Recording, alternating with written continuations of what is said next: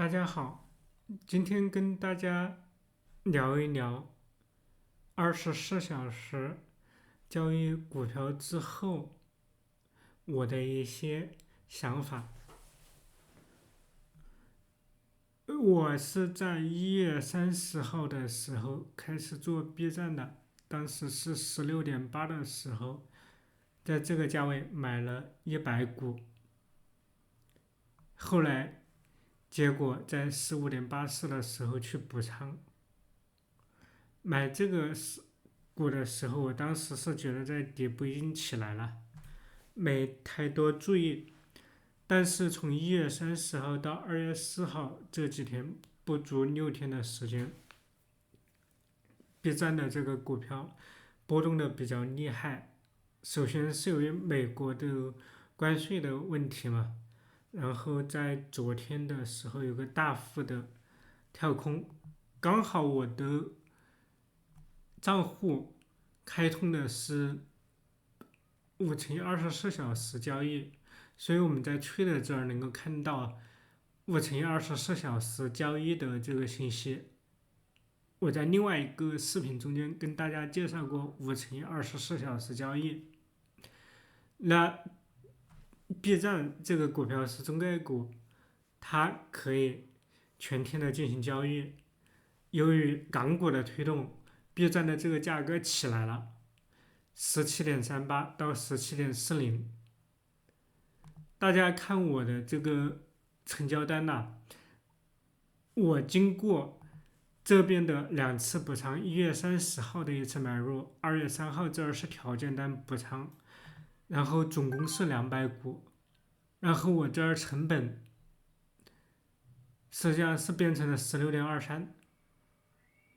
刚才给我成交了一单呐，17.4几给我成交了一单，对对对，就在录像的时候，对，已经成交了，因为我是17.43的时候成交了100股，这个时候给我自动的成交了。那这么说的话，也就是我这边当天的收益已经过了$158了，6天时间，然后总共投入了$3000多的滚仓吧，大概是这种情况。那这个事情我给大家看一下为什么会这样。这个是我1分钟的线，大家能看到从 Monday 就是从北京时间早上9点钟的时候，当时港股大幅低开，然后中概股大幅下杀，下杀到这一点，然后弹起来，我刚好是在这个地方挂了一个成交单的，所以后面的100股在这个低价位补上去了，这时候又顺势的去上涨，然后这个时候已经到17.46了。实际上我是在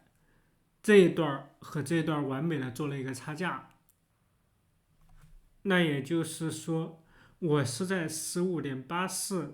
这儿买的，然后这儿在17.43的时候卖的，大概是1块6毛左右，然后就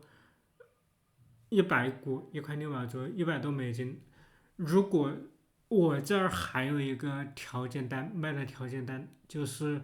如果是它的价格涨到$18的时候，我再卖一手。这儿 price 是18，现价单的18，然后这个时候已经是17.43了。如果它再往上跳5毛钱的话，应该这一单能够卖出去。总共6天的时间，我觉得赚的这个钱已经可以了。但是有人会问，那既然这个爱奇艺现在是往上涨，那你为什么不拉着直接涨呢？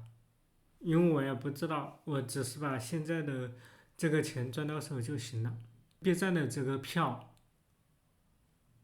它有5天24小时交易有关，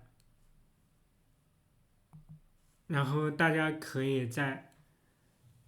我们白天早上的时候就可以根据港股和 A 股的做法来不断的去操作中概股的这些票了。这个中间的那个波动是比较大的，感觉是一个做盘的比较好的机会，可以值得注意一下。今天跟大家就聊到这儿，谢谢。